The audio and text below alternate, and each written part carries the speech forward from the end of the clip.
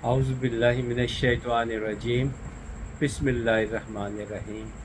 سب دیکھنے اور سننے والوں کو میری طرف سے ایک مرتبہ پھر السلام علیکم۔ امید ہے کہ آپ سب لوگ خیریت سے ہوں گے۔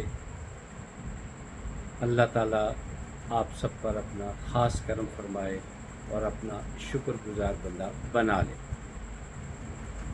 میں آج جو بات سنانے والا ہوں، آپ شاید مسکرا پڑیں یا حیران ہو جائیں کہ میں فارس جو کہ ایران کا پرانا نام ہے اس کا اتنا ذکر کیوں کرتا ہوں۔ ایکچولی دنیا میں پانچ بڑی سویلائزیشن گزری ہیں، جس میں یورپ ہے، یونان ہے، ہندوستان ہے، ایران ہے، اس طرح مختلف سویلائزیشن ہیں جن کا بڑا نام ہے، عرب وغیرہ۔ تو انہوں نے ان کی طویل ان کی ہسٹری ہے، ان کی تاریخ بہت طویل ہے اور بڑے واقعات ہیں، خوشحالی بھی تھی۔ تو یہاں نت نئے تجربات ہوتے رہتے تھے۔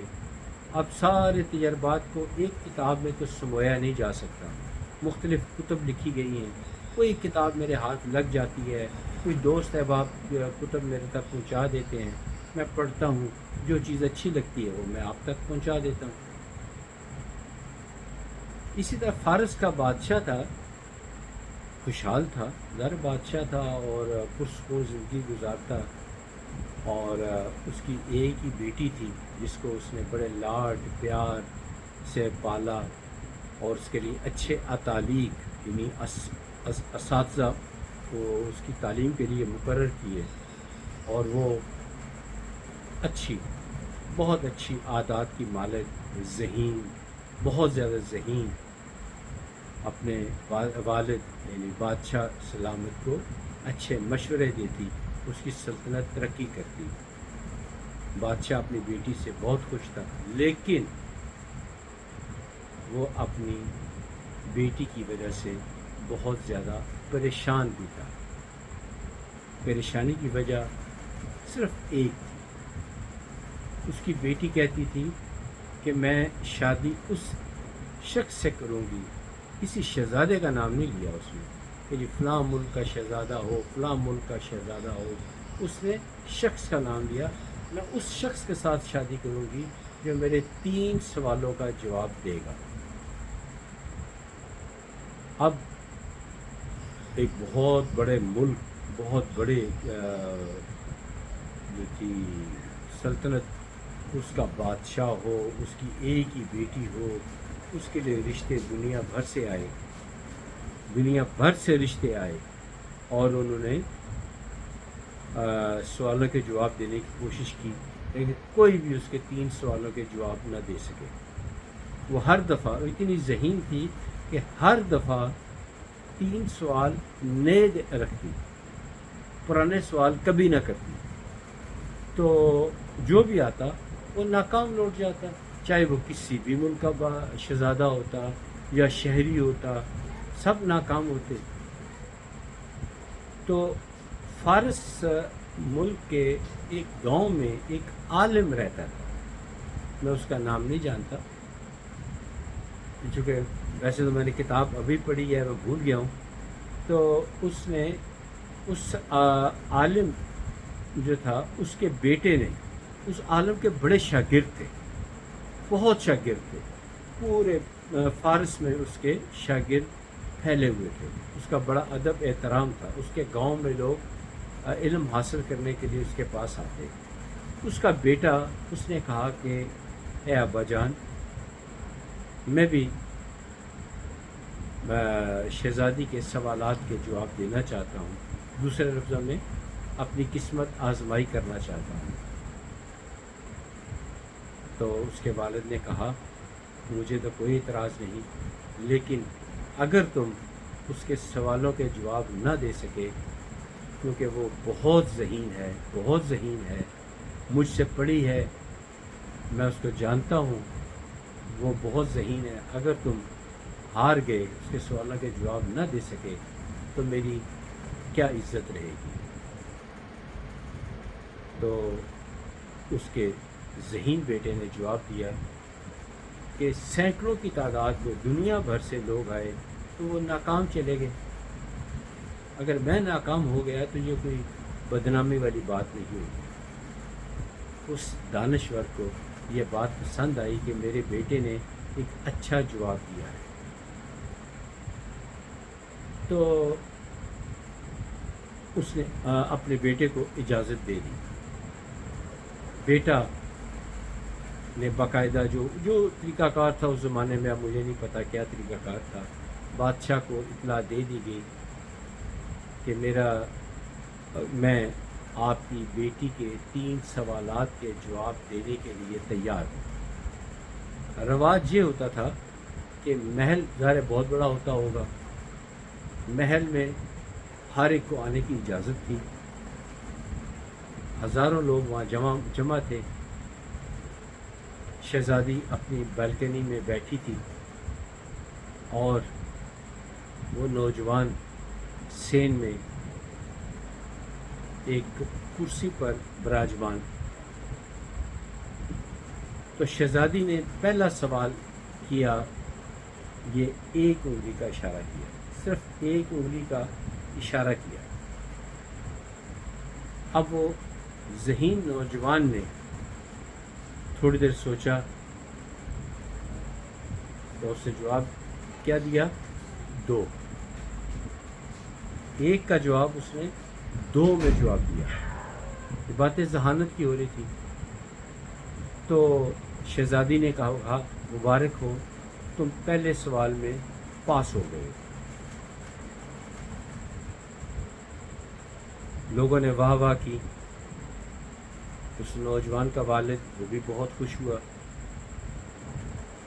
اس کے بعد اس نے دوسرا سوال کیا، اس نے اپنے تلوار نکالی اور اس کو ہوا میں ایسے لہرایا جیسے کسی دشمن پہ وار کیا جاتا ہے یا اس کو زخمی کیا جاتا ہے یا اس کو مار دیا جاتا ہے۔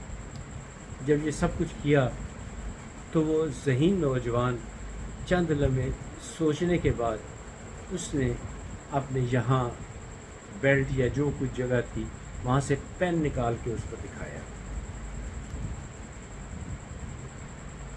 وہ جو شہزادی تھی وہ خوش ہوئی اور اس نے کہا مبارک ہو، تم دوسرے سوال میں بھی پاس ہو گئے۔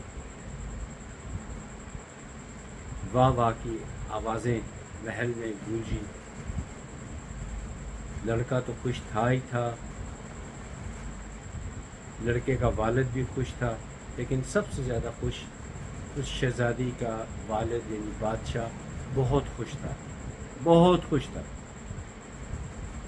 اب وقت تھا تیسرے سوال کا۔ سب متجسس تھے کہ اب تیسرا سوال کیا ہوگا۔ تو اس موقع پہ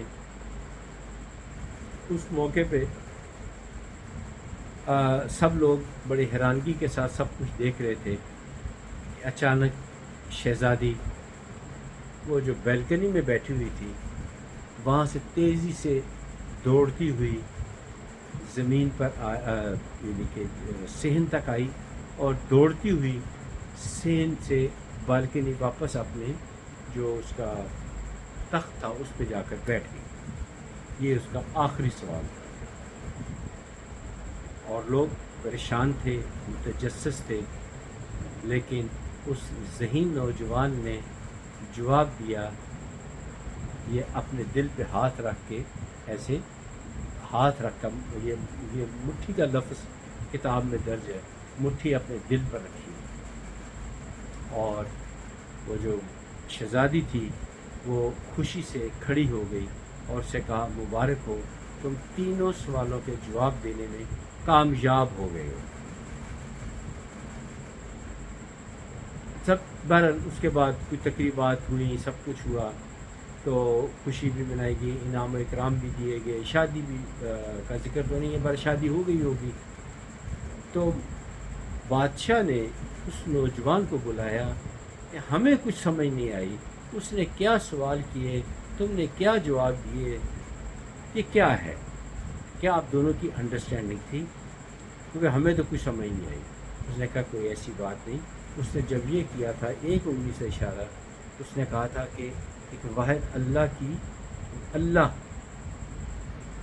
اس کی جو ہے ہمارے لیے سب سے اہم اللہ ہے. تو میں نے جواب میں دیا تھا دو نہیں، اللہ اور اللہ کے رسول.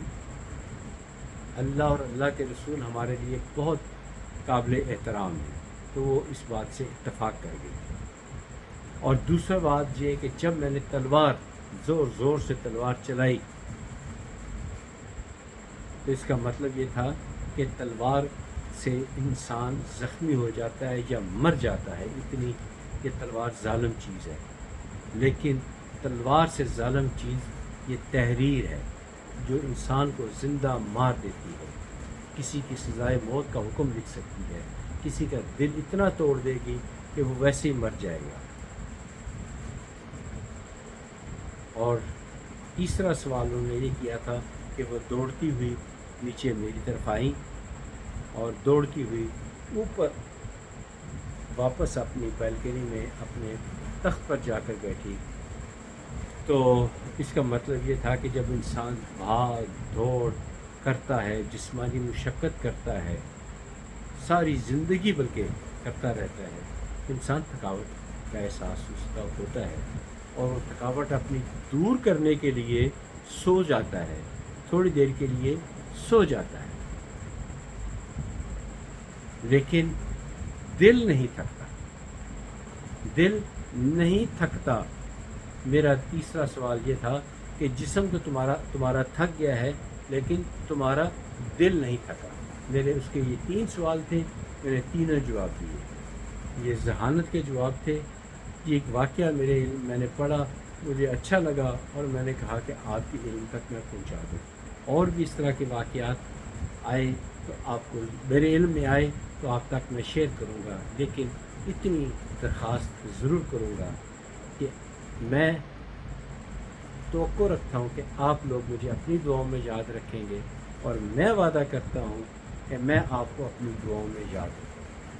اللہ تعالی ہم سب کا انجام بخیر کرے.